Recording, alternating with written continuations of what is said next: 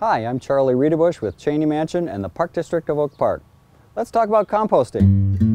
Get your green on, just takes a little know-how. Put your hands in the soil, no need to get a plow. Your salad is great with a few more tomatoes, so please don't hesitate. Put homegrown veggies on your plate.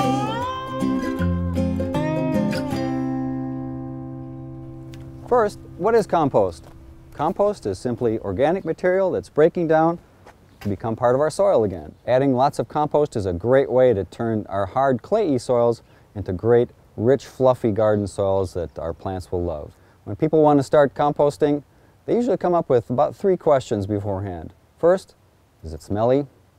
Second, does it attract critters? And third, is it hard? Well, the answer to the first 2 questions is no, not unless you make a couple very easily avoidable mistakes. And the third question, is it hard work? Well, composting can involve as much or as little effort as you want. We can think of 4 simple steps to making home composting faster and easier. Mix it up, chop it up, pile it up, and wet it down. So first, mix them up. The soil microbes and bacteria that actually do the composting do best with a mixture of brown, dry materials that are high in carbon and green, fresher materials that are higher in nitrogen. Brown materials that we usually find in our yards are things like fallen leaves, dried weeds, straw, even small branches. And the green, fresh things, that's things like grass clippings, fresh leaves, fresh weeds, and even kitchen scraps. A couple things that it's best not to put in the compost pile. Diseased-looking plants like this. You never know if the disease is going to stay growing in the compost pile. Dandelions and other weeds that have gone to seed already. Don't want those seeds to grow in your garden. And weeds with aggressive roots like creeping Charlie or bindweed. Don't want those weeds to be growing back in your garden either.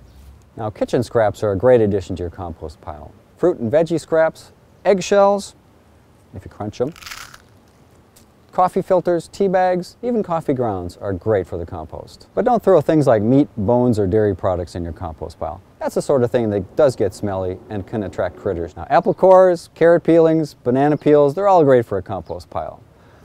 I had a banana peel around here. Found it.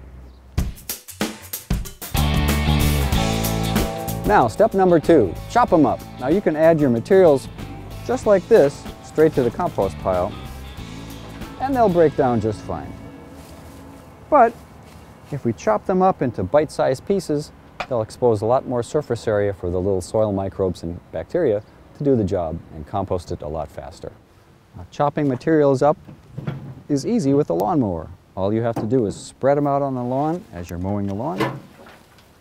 Run it over with your lawnmower.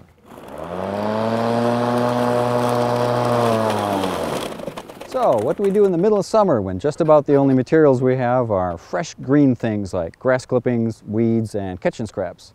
Well, one idea is to save up fallen leaves from the year before. Store them in bags and bring them out in the middle of summer to mix in with the green materials we have this time of year.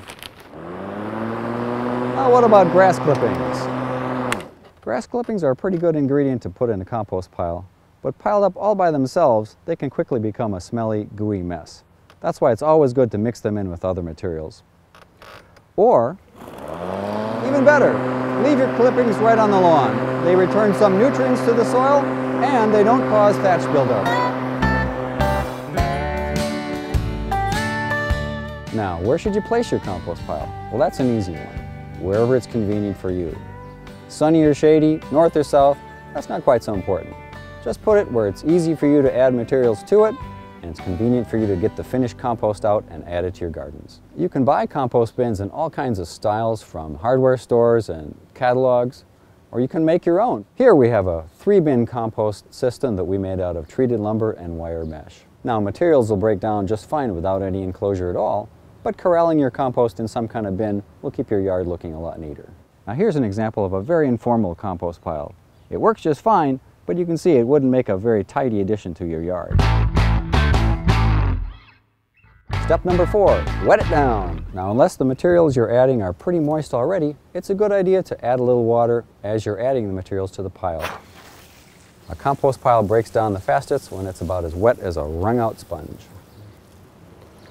Now, here's the best part, using our finished compost in our gardens. Let's dig in here and see what it looks like. See how nice and rich and brown, fluffy that stuff is. Now you'll notice that your finished compost is not going to be as perfect and uniform as the stuff we buy in bags. There's going to be sticks and other things in there, and that's okay. You just throw them back and let it compost a little bit more. Now just think, stuff like this was just like that just a couple months ago.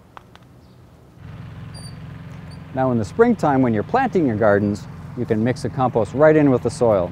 Later on in the season, compost makes a great top dressing. Just spread it around the top of the soil, around your plants, and they'll thank you for it.